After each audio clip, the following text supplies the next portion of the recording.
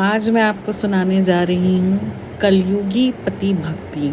चलिए शुरू करते हैं। क्या मथुरा, क्या बरसाना, क्या गोकुल, क्या नंदगांव। मतलब ये कि ब्रज क्षेत्र की इंच इंच जमीन पर पतिव्रता सुशीला की महिमा गाई जाती थी। लोग कहते कि अगर साक्षात पतिव्रता नारी के दर्शन करना चाहते हो तो देवी सुशीला के दर्शन करो। थी भी यही बात। सुशीला की जिंदगी का हर पल अपने पति के लिए था। पति के दर्शन किए बिना वह जल न पीती। एक बार वह अपनी एक सहेली के यहाँ गई थी। सहेली का पति कहीं परदेस गया हुआ था, लेकिन खाने के लिए सहेली ने नाना प्रकार के स्वादिष्ट व्यंजन पकाए थे। सुशीला ये देखकर हक्की बक्की रह गई। वह तो पति की अनुपस्थिति में एक बूंद तक ग्रहण करने की बात न सोच सकती थी, इसलिए उससे रहा नहीं गया। वह बोली, बहन, तुम कैसी स्त्री हो? तुम्हारे पति तो परदेस में हैं और तुमने अपने लिए इतने तरह के व्यंजन पकाए। भला एक पतिव्रता के लिए ये सब शोभा देता है? सच्ची पतिव्रता तो वह है जो पति को देखे बिना जल तक न पिए। सुशीला की सहेली बड़ी ही मुंहफट स्वभाव की थी। दिल की भी वो बड़ी साफ थी। बोली, बहन सुशीला, ये सब ढकोसलेबाजी मुझसे नहीं चलती। अगर मैं अपने पति के बाहर होने पर भी अच्छा खाना खाती हूँ तो इसका मतलब ये तो नहीं होता कि मैं उन्हें नहीं चाहती। मैं तो जैसे खुश उनके सामने रहती हूँ वैसे ही उनके पीछे भी। अगर कोई मुझ पर उंगली उठाने पर ही तुला होगा तो उसे मैं रोक नहीं सकती। बाकी ये तो सिर्फ मैं जानती हूँ या मेरे पति कि हम एक दूसरे को कितना चाहते हैं। सहेली के इस जवाब से सुशीला जल भून कर रह गई। उसने मुंह चुनिया कर कहा, यह तो सब ठीक है, लेकिन तुम पतिव्रता नहीं हो। पतिव्रता स्त्री के लिए शास्त्रों में लिखा है कि पति की गैर हाजिरी में वह जल तक न पिए। सहेली ने इसका भी करारा जवाब दिया।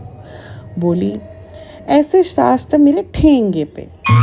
अंत में बात यहाँ तक बढ़ गई कि सुशीला तुनक कर अपने घर लौट आई। घर आकर सारा किस्सा उसने अपने पति को बताया। पति भी सुशीला को बहुत चाहता था और उसकी निष्काम पति भक्ति से बहुत प्रभावित था। फिर भी कभी कभी उसे ये ज़रूर लगता कि ये सब ढोंग है। अगर पति एक महीना तक घर पर ना रहे तो क्या स्त्री बिना अन्न पानी के एक महीना रह सकती है? और उसे लगा कि यह बिल्कुल असंभव है। अगर कोई ज़िद्दी स्त्री इस बात पर अड़ ही जाए तो जीवित नहीं बच सकती।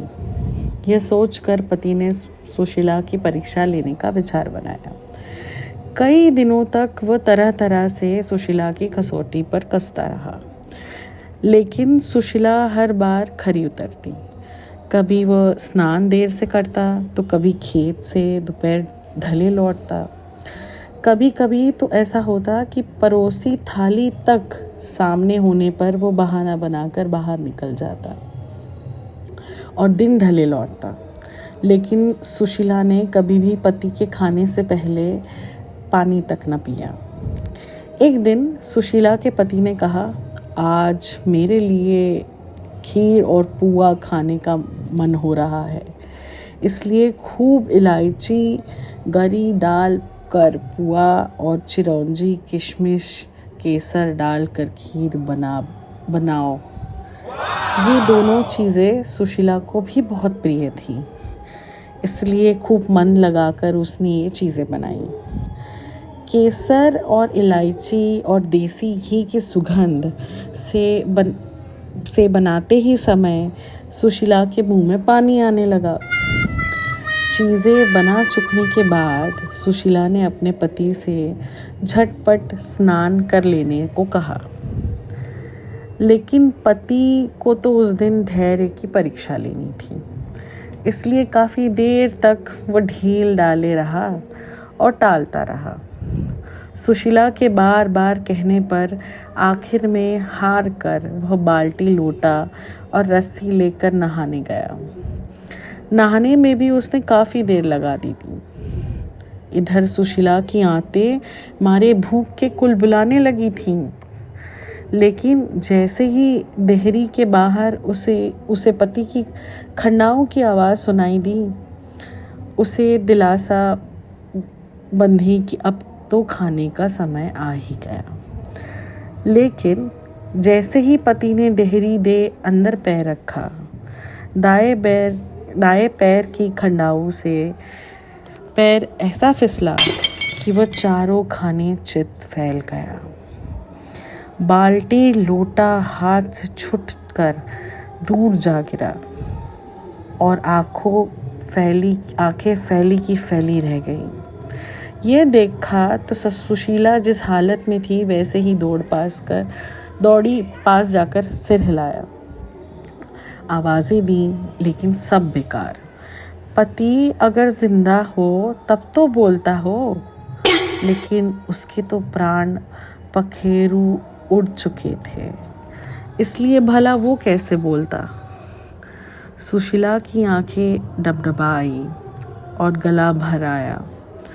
उसका मन हुआ कि दहाड़ मार कर रो पड़े, लेकिन तभी उसे खीर और पुए का ध्यान आया। उसने सोचा कि पति अब मर ही गया है, रोने से जी तो पाएंगे नहीं। हाँ, आस पास पड़ोस के लोग ज़रूर जुट जाएंगे और तब खीर पुए खाने का मौका तो मिलने से रहा। इसलिए बेहतर ये होगा कि पहले मैं खीर पुए खा लूँ, तब रोना धोना शुरू करूँ।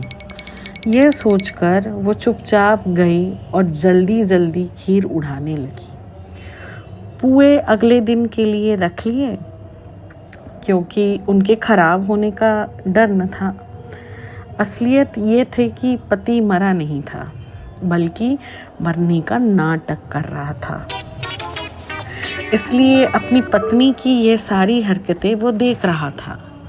जब सुशीला खीर खूब जी भर कर खा चुकी तो झटपट मुंह धोया और लंबा सा घूंघट निकाल कर पति के पास गई और सीने से चिपट कर रोने लगी।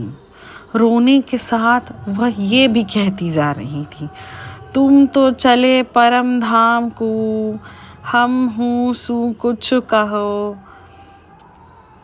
उसका पति कुछ देर तक तो उसके नकली प्रेम और दुख को सहन करता रहा, लेकिन अंत में उससे ना रहा गया और जैसे ही सुशीला ने अपना जुमला तुम तो चले परम धाम को, हम हूँ सु कुछ बक खो ख़त्म किया, वैसे ही उसके पति ने उससे मिलता जुलता एक जुमला जोड़ दिया।